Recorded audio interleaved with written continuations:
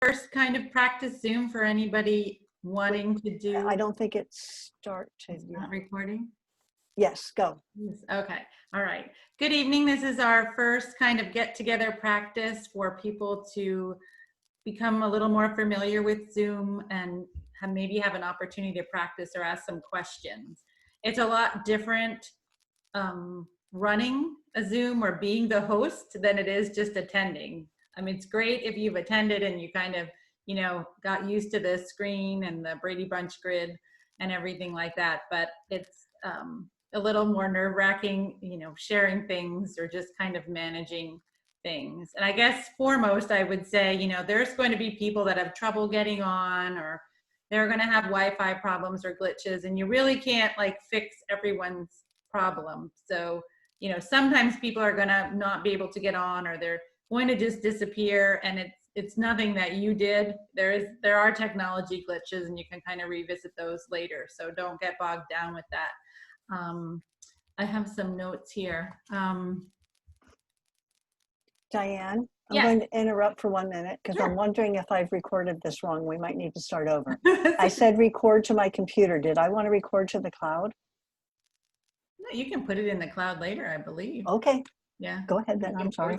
I think I try to avoid recording, but I'll be doing that again this fall. So I am a teacher, so that's how I've become familiar with it. I guess the first thing to talk about is just kind of setting up a Zoom. I know Kathy has, and Pam, you probably have, but have you just gone on Zoom and created a meeting? Have I? Yeah. Yes. I have done nothing except attend many Okay. Zoom meetings, but I don't know about setting one up. And I don't know, like, do I need, for Kathy, for the purposes that we have, do I need to do it? Most likely, I'm thinking that Pam and I will set them up. And Pam, help me, because one of us would probably need to be in that class to be able to be the host. Well, we haven't quite gotten that far yet because we Okay. have to set up some new accounts. Right. yeah, that's going to be the big issue, is figuring out how many accounts we're going to need at one time. Right now, we have 3 that belong to the church. Okay. One's in my name, one's in Stephen's name, one's in Taylor's name. Okay. And the way it's set up, correct me if I'm wrong, Diane, but we can go in and become that person as long as we have the password. I mean, I've done that several times now. Yes. Yeah. Use Stephen's account. So why don't we? And you can always enable people to be like a co-host or share things like that. So that's not a particular problem. So if you have something, you can set it up to pop up weekly. I usually log on if I'm hosting at least 10 minutes ahead of time, just to kind of be there. Some people will join early, and it's nice not to have them just hanging out in the waiting room. It is good to have the waiting room feature enacted. Just, you know, I like to put a password on my Zoom meetings, but That was my first question. yeah, I like to, just because I don't like to have them open to the whole world, which it's not tricky to do. And I was just saying that when you are on your screen, so right now, you want to go to that participants bar at the bottom and click on it. And then you'll see the participants on the right. Mm-hmm. Okay. If you were leading a group down at the bottom, do you see the part that says invite? Yes. No. Okay. So if you click on the 3 little dots, there's some settings just for people joining. You can allow people to unmute themselves if you mute them. I mean, this kind of gets back to like school. Maybe you don't want your kids unmuting themselves, so it doesn't really maybe apply. But if you have a large group, it might apply. You might want to control things. I just like to highlight the enter or exit chime. I always have to go in and click that. That tells me that somebody's waiting, because once I start talking, I don't notice if people come in on that bar on the side. So that'll tell me if somebody is waiting. So if Rebecca joins us, it's going to ding and it's going to tell me that she's waiting, and then I have to admit her. So the way it's set up is I have to let you into the room, you know, which, you know, that's kind of a control feature too. So the other part, I like to share that. There is, at the bottom is the chat. So if you click on chat at the bottom, now on the right, you'll see the participants at the top, and then you'll see the Zoom group, it'll say chat. And if you look at the bottom, you can see it says two. I can type something in here. And notice the little arrow says to everyone. So whatever I type goes to everyone. Sometimes we play games with the kids at school, and sometimes we want to play a game, or you want to just message, maybe I can just message, so I can just message Beth and say, how was your summer? And only Beth is going to see that message. I can see them all. I mean, I can see whatever I write, but only Beth sees the message. So that can be helpful sometimes if you're doing an activity. If you go on click the three dots, participants can chat. You can say that maybe you don't want anybody chatting. You want everybody just paying attention. That has to do a lot with teenagers. Maybe you only want the host to be able, I'm the only one that wants to send information out. Sometimes if you're doing this a Zoom for the first time, maybe you don't want anybody chatting. That's distracting. So you can save the chat. If people are asking good questions, you can save that. Where these things go when you save them, sometimes they email them to you. Sometimes it creates a Zoom folder on your computer. So sometimes finding the saved things is tricky, but they're there.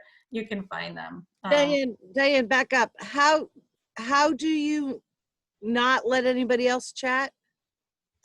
So if you, at the bottom where it says to everyone, do you see that? Yes. Okay, over on the side, there's those three little dots. Oh, okay. And it says participant can chat with no one, host only, everyone publicly. You can also set that up when you set the meeting up. So when Kathy sets up the meeting, she can put down who she wants, if she wants to even allow chat. So there's some settings that come under meeting setups, and you can do it there. So Diane, when I'm not seeing what you're talking about, is that because I'm not set up as a co-host? Probably, yeah. So what aren't you seeing? Well, when I push those three dots beside the word file, it says save chat. Then it says more, but I'm not able to. Okay, so you don't have those options because you are not the host. Sorry. Okay, I just want to make sure. Okay, Yeah, thank you. That's great. The other thing is the top, this is just kind of basic, but you have speaker view, and that's where people can see the person presenting, the host or speaker, and the other people are small at the top. My friend she's a personal trainer, she does Pilates, so whenever she's doing that, I put it on speaker view. So if you have a blackboard behind you, or you're going over something musically, I'm thinking of the choir, maybe you want to use that. Usually I just use the gallery view, and that's everybody, you can see everybody square. I usually even use that when I'm teaching because it's hard for me to manage the little things. But if you are on speaker view, you can move that box to the side. You can just kind of set it up the way that you want it to. I don't usually, at the top, you see where it says next to speaker view, there's that full screen mode. You see that option? Yes. I don't usually click on that. That kind of gets rid of everything. And sometimes if you don't want to be in full screen mode, you're a little nervous about how to get out of it. So I personally don't usually click on full screen mode, but that, some people do. And then you would just press your escape button. But when you're hosting, sometimes it's a little tricky. The other thing, as far as the chat, let's see. Talk about muting. Yeah. So you over on the participants bar, you probably don't have, Beth, the invite, mute all, unmute all. You don't have that. So if you're hosting, you can mute everyone all at once. You know, so I think of that as being like a classroom thing too. And it's kind of helpful to tell people what you're doing. You can unmute everyone. So you can set it up so that they're muted when they arrive to your Zoom. And then maybe you want to unmute everybody and they're just like chit-chatting or whatever. Usually the person that's speaking is the highlighted yellow box. So Kathy, why don't you go ahead and talk? And when I start talking, you see how my picture got yellow. And as an individual, there's two ways in which you can mute yourself. So the dog's barking in the background or your neighbor's mowing their lawn and all that is coming through the screen. So up in the top right, where it's, you got a little blue box when you hover and it says mute.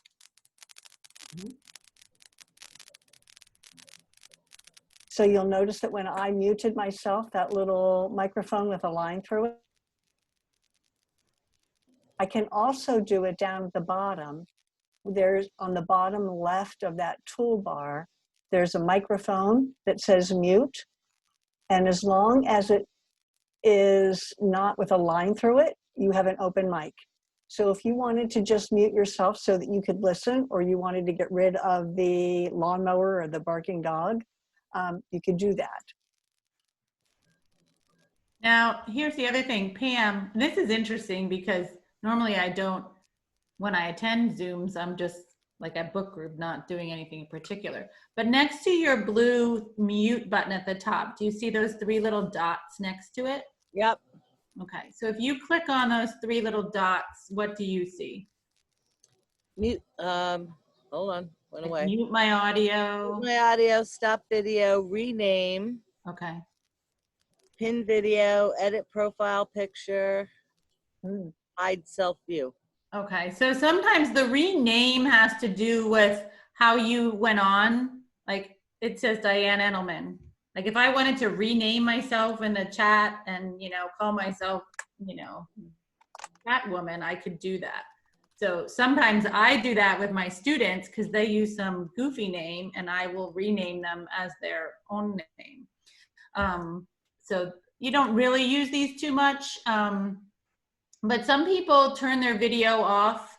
You can do it up here, or like Kathy said, down at the bottom left where it says mute, right next to that is stop video. In other words, we'll still hear you, but maybe for whatever reason, you don't want somebody to see what's in the background for a little while. Sometimes kids, students, or people will stop the video if they, you know, have to use the restroom or, you know, somebody's in the background or something like that. Those are options, but they're at the bottom as well. So you can see that I changed my name from First Presbyterian Church to my name. And by clicking that stop video, you saw that the First Pres logo came up and my video went away. Yeah, okay. The other important thing, at the bottom, let me just see, there's some security features for the host. I have never used those. But there is, under security, there's like remove participant. If someone gets in that's not a member of the church or someone's doing anything inappropriate, you can kick them out that way. I think you can also remove them over in the participant bar. How do you do that? I've never removed anyone, but where it says security, if you click on security, do you see the options? I don't see security. Okay, so Don't that's have a host thing. Yeah. If you go over to the participants, Yes. next to your name, do you see more? I see. Oh, yes, I do. What happens if you click on more? What do you see?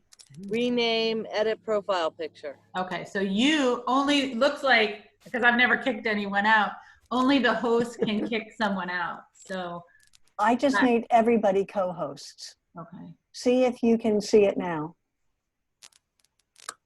Do you see security now where you can go to No. the security? Rename. Yes, security's down there now. Okay, so if you click on that, That was a good idea, Kathy. Thank you. And then you can see You remove can, participant. like, I can take off, I don't want you to rename yourselves, so then I can unclick that, you know? If I don't want you renaming yourselves, like this, Yeah. you know, might have to do with kids or something, I can, Mhm. you know, take that away. I Okay, can take let's the go on chat, security. yeah, I can take the chat box away if I don't even want it there. You could also take away the waiting room if you wished. One time my students, it was at the end of the year last year, and I don't know, they were just having this, they were being so silly, and they were just like chatting, like, I can't wait till this is over, blah, blah, blah. I'm like, you know, I can see everything you're writing, right? And saved it and made sure that their parents saw it. I mean, it was just kind of, I think, the end of the year. I think sometimes the kids didn't know that. So sometimes it's, you know, if this chat is distracting and you don't need it, you know, you can get rid of it. The polls is something that Kathy and I were just trying to play around with, but we weren't having a lot of success. I've never used them, but you can create a quick question. However, it's typically disabled, and I enabled it for our meeting just to play with it. Okay. But we didn't have luck, so we can come back to that. That's, you know, like kind of a bonus feature. If we want to go to reactions, and we can all give Diane a hand clap for doing this. Yeah, there's a thumbs up and things like that. Pam, do you see it? Yeah. Yes. Okay. There's this other. There's sometimes. Let's talk about share screen, right. Diane. Yeah, that's the big thing. So the big thing is the share screen. So if you want to, there's two things, a couple things you can do, I should say. If you click on share screen, this gets a little scary the first time you do it. It brings up options.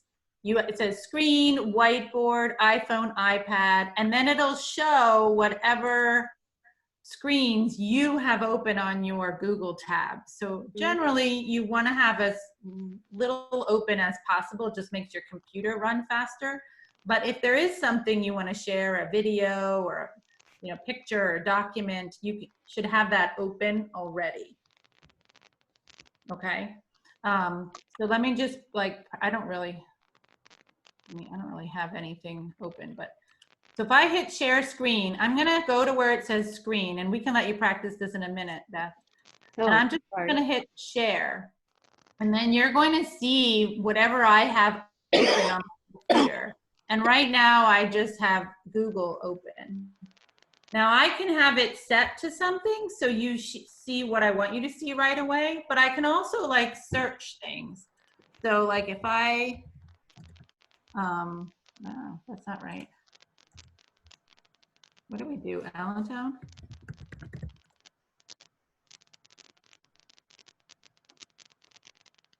What's the website? There we go. You can actually like search while you're teaching things. So if somebody has a question, hey, we should look that up or anything like that. And so the whole website will work as normal, but in shared screen mode. And then everybody goes to the side, you know, your participants go to the side. Can anybody do a share screen or just the host? The host, or I think you guys are co-host now. So if you, No, but I'm saying like when we're doing another Zoom, if I'm the only host, am I the only one who can do share screen or can anybody? I think you're the only one, Okay. but I'm not sure. You have to allow someone to share screen. Yeah. Yeah. Okay. So, so Diane, you're sharing your screen right now. I was, yeah.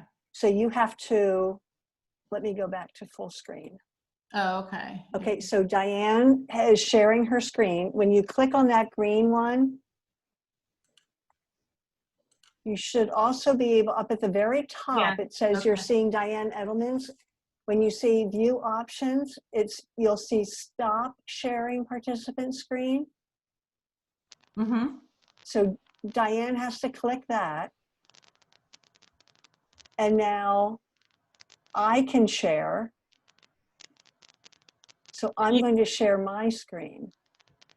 Yes, and down by the share screen, there's a little arrow next to it. that if you click on, it says one participant can share at a time, which is the way we have it set up now, or multiple participants can share simultaneously. I don't know. Maybe if everybody had a drawing or something. I haven't used that. Okay, do you see my Mhm. screen now? Yes. And so I can turn this into a PowerPoint and walk people through it. And Diane and I were talking about the value, by the way, doing this. So you only see part of comfort break, for example, right? Because you have 4 little pictures off to the right. Yeah, I see your coffee I see cup it. and So everything. if you're seeing everybody and you want to be able to see more of the slide, at the top left where there's a little minus sign, click that. And that made everybody disappear so that you can see the screen better. Mhm. Do you see that? Mm-mm. No? No. Oh, mm-mm. Top So left? we're top where all the pictures of everybody is. Yeah. Oh, yeah. Okay. There's a little minus sign, there's a box, and then there's 2 rectangles on top of each other. Do you see Yep. that? Yep. Beth, do you see No. it? Mm-mm. Right. I see all of our pictures. And take your eyes directly to the top where the black bar is. And on that black bar, do you see all 4 people? You're on the right side of my screen, Yes. all 4 of us. Yes. And look, put your eyes at the top. Mm-hmm. Got to Do you- put your cursor there. No, well, oh, yes, you might. I Put- have exit full screen, speaker view, and then view options. That's all I have at the top of my screen. I have nothing else. Who do you see at the top of the 4 pictures? Diane? So take your cursor and just go right above Diane's head. Mm-hmm. Do you get a black bar with some, you don't? I don't either. Mm-mm. Interesting. No. Pam, you do. I do. It might be something that the church has, like, We're set all up on or the same something like account. that. Yeah. Yeah, I don't have So that. I can walk people through this. Now you'll notice that in this particular slide, I have a video coming up. And so this is a counter and I can do a countdown because I embedded it. Somewhere in here, this is a video that PowerPoint I had made for something else. I'm trying to find, there's a video. So here's an embedded video. So if you wanted to be able to show a video to your participants, if you had created something like a PowerPoint that this would be embedded, you could click on this and, well, it didn't. Interesting. It didn't work? This is the video. Well, it's not. Huh.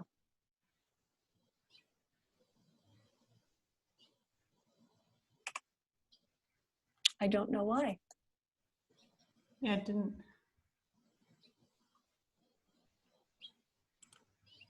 All right, we'll have to play with that one. Yeah. Because my understanding was that if we were in this, that we could play the video from here. Yeah, you should be able to. Let me see. I have one from this summer that has a video and I can get. All right, I'm going to stop. I have to, if you can see my screen, do you see the stop share or not? It says you are viewing Kathy Schmid's screen, and then Okay. next to that there's view options. So. I have to stop share, which I've done, and now someone else can take over sharing. Do you want to try, Beth, to share your screen? I have no participants over here. What happened to them? Oh, you're probably in full screen mode. At the top, does it say exit full screen? Or you just click on it again. Click on participants and they'll, you're probably in full screen mode. How I many think of I us? removed everybody somehow. Do you Because only it see says- yourself? It says remove participant, and then it's blank. There's nobody there. But you can see us all. Oh, I can see you, yes, but If- there's if no, So you when go- you click on participants at the bottom, you see nothing over there. It You're says probably- participants 4, but there's nobody there. Now I just double clicked and they came back. So I Okay, must have yeah, somehow yeah. eliminated us. So that's how you Probably- eliminate sometimes- everybody and bring them back. Sometimes when you're in share screen mode, you get like in full screen mode, or things kind of get a little like wacky. Okay. But let me just see. I can.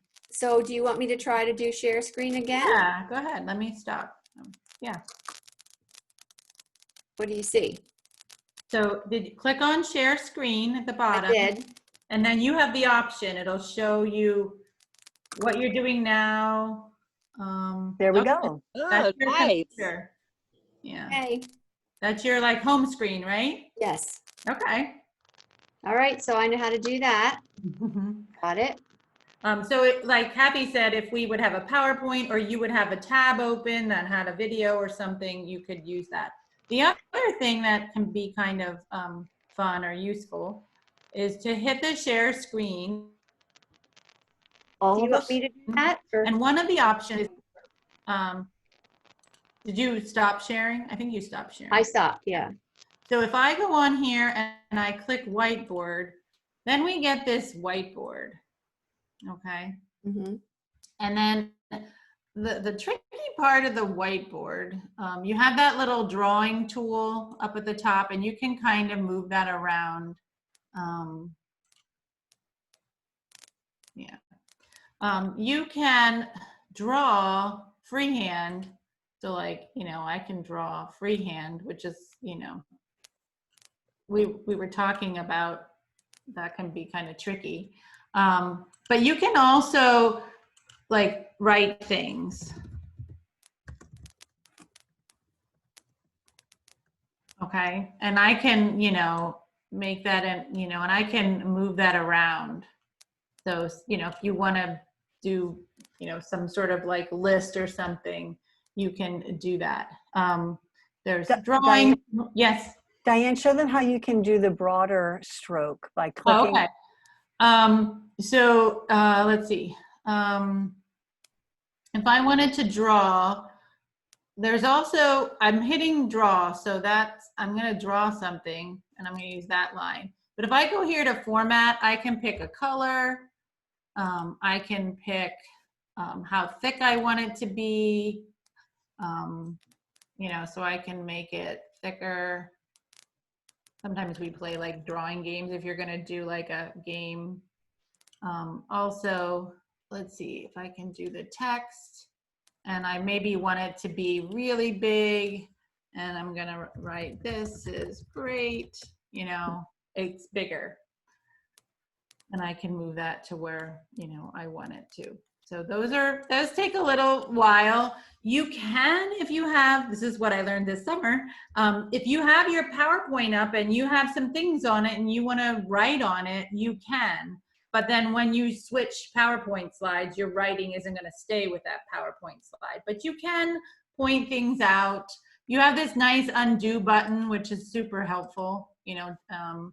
If you want, you can clear all your drawings, just your drawings, other viewers' drawings. So, if you're working with little kids and you want them all to draw a flower and you want to, eliminate that later, you can. You can save the board.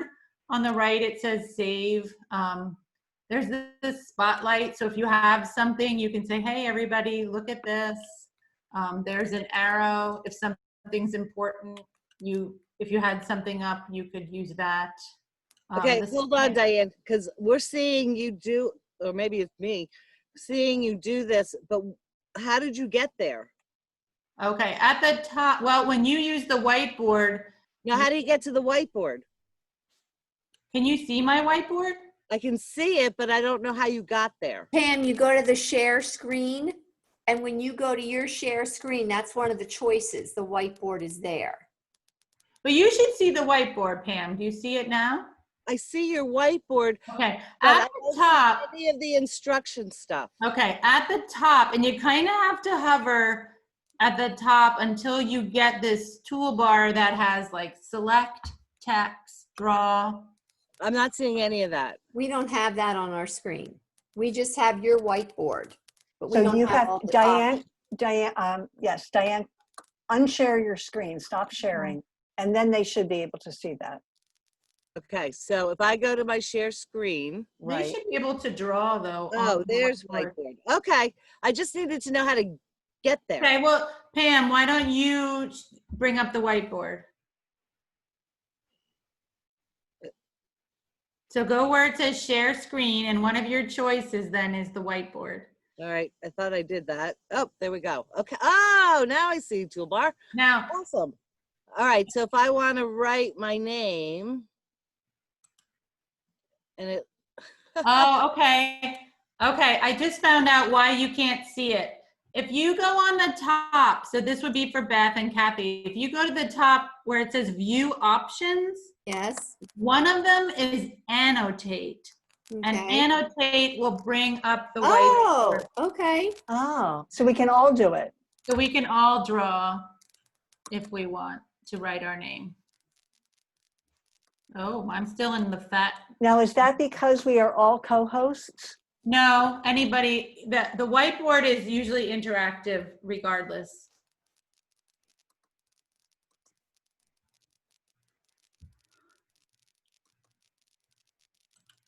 Sometimes I have like little glitches with, you know, this is good practice. You know, sometimes I have little glitches getting around the annotate toolbar.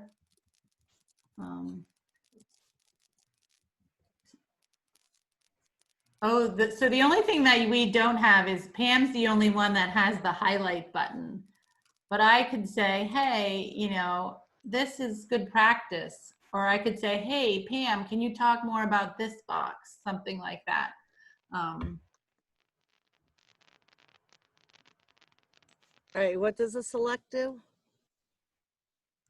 Oh, there. The select sometimes is just, you're selecting the different things to do.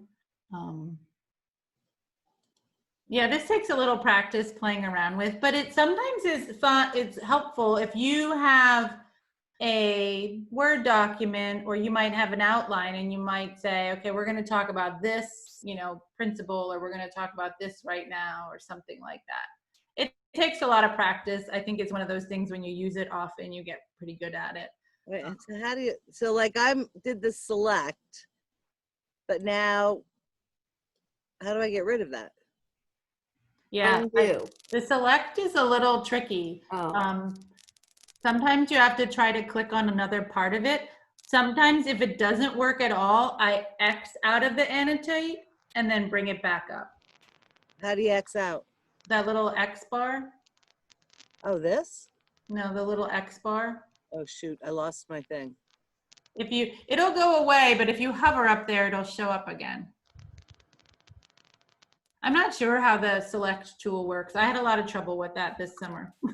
So Okay. I'll so get part back of to you on needs that. to Practice. Yeah. But it's good to know that's there. I never knew that was available. Yeah. So I think that one of the tricky things is everybody's Zoom is set up differently, and like the annotate wasn't on for that. So, you know, always there's these little tabs and just kind of click on them. Did you want to try to do the whiteboard, Beth? I was playing with it. Okay, so you kind of get the gist Yeah, of it. that's fine for me. And you can Thank save those and things like that. Yeah.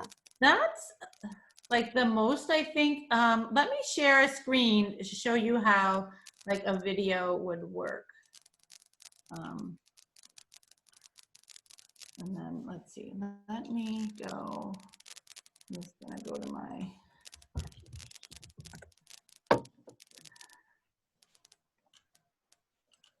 And this is my school account.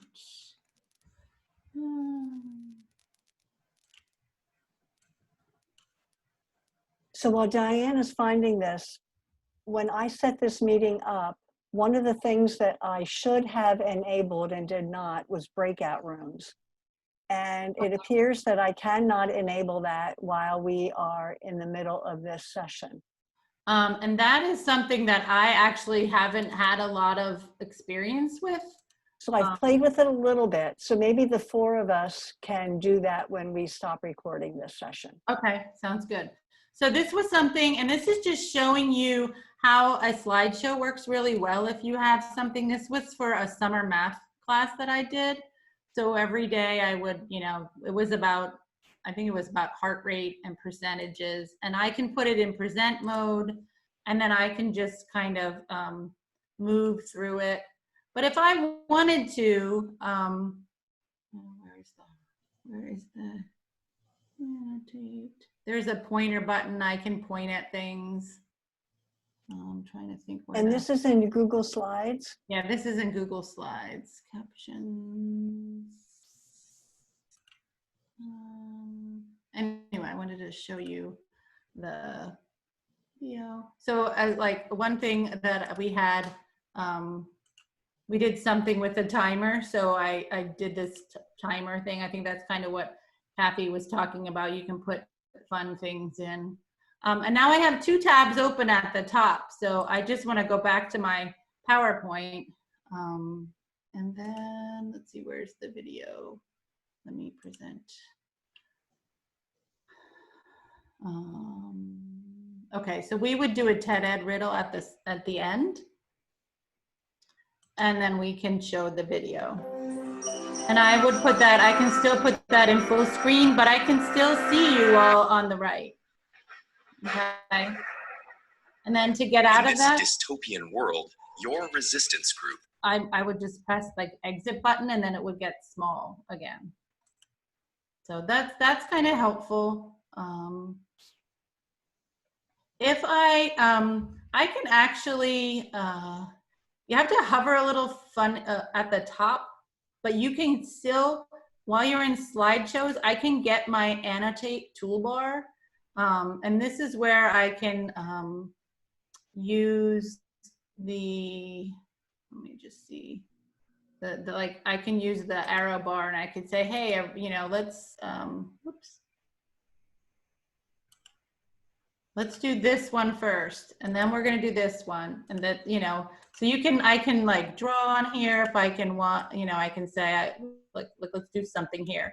I can draw on my PowerPoint. However, when I click the next page, that drawing isn't going to be there. It's not like gonna stay with my PowerPoint, but it's, it's helpful, and it's, can be kind of fun.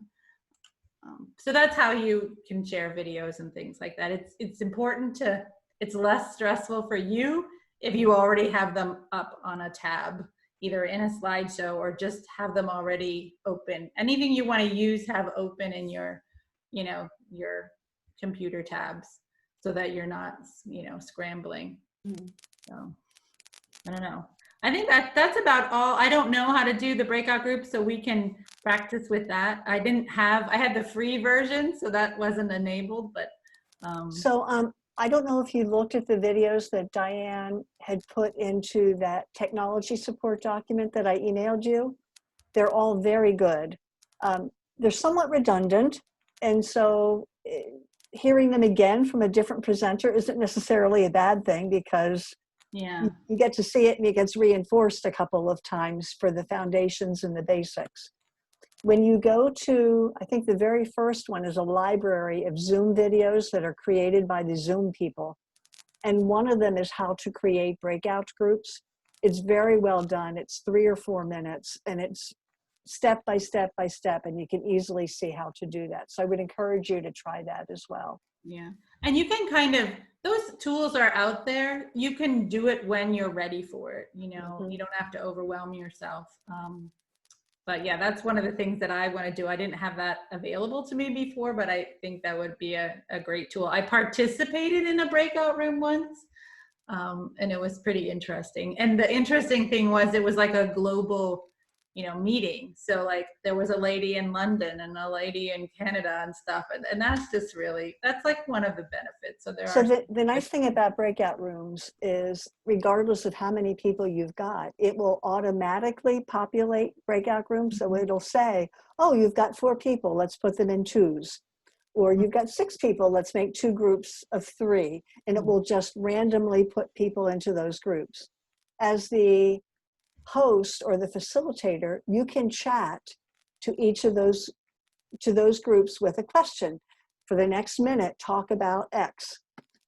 You can set a timer that says to people in that chat room, you have 1 more minute, and it'll count down. And then at the end of that 1 minute, it brings everybody back to your full session.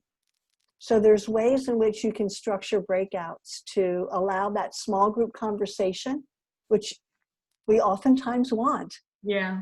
And you can also arrange so that if you know ahead of time who is going to be in your class or your session, you can set that up ahead of time so that you can get specific people in specific groups, because maybe you've got a facilitator that you want in each of those breakout groups. You can do that, set it up on a spreadsheet, import the spreadsheet, and it'll automatically populate everyone for you. So all that is part of those Zoom tutorials. And there's no reason for us to spend time doing that if you're not going to do them. But they're very well defined in those tutorials. I Right. think I'll be An option. texting. I'll be texting you, Kathy, from school when I'm ready to do my breakout. So going back to the very beginning when Beth asked, well, how do I get in and set up and host? Please know that we are going to provide that information for you. We won't leave you hanging. We'll put in a document, we'll send it out to each of you so that you know exactly how to access your groups. As Pam said, we have a finite number of accounts. We need to get more, and we need to talk as a staff group as to how we set these up for Sunday morning faith formation and small groups and things. So Yeah. we'll get you more information once we have it. Okay. We won't leave you And hanging. it, And you'll have yeah, time to practice. when you're just starting out, it is a little hard sometimes to watch the chat or things like that. So if you have a large group, it's good to have like a teammate co-host. person that co-hosts. That's really helpful. Yeah. And I don't know if you've been on Zooms where they've done that, where there's one person who's the presenter, and Mhm. there's another person who's managing the chat, who's looking and seeing if there are questions that they need to bring to the leader's attention to discuss, or to let people in or out, to pay attention to timing, all those kinds of things. It's helpful when you have a big group to have someone that'll manage those administrative pieces.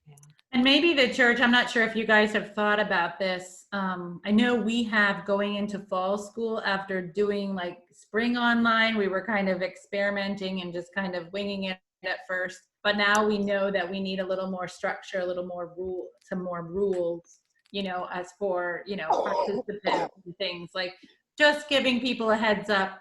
You know, we're going to have a discussion and we want you all to participate, but, you know, we may have to like mute someone if our time is going, you know, over or something, but don't be offended, things like that, you know. It's kind of nice to just have some of those parameters and guidelines. One of the things that Pam and I haven't talked about, but it's on our agenda, is to talk about Zoom etiquette. Yeah. Because there is a Zoom etiquette for monopolizers and ways that you can structure the hand raising so that they can be acknowledged and people don't talk over each other. Particularly when you have a small group of 4, it's manageable. When you have a bigger group of 12 or 16, Yes. you need to almost have, I want to say rules, but guidelines for engagement so that it's not a free-for-all. Mm-hmm.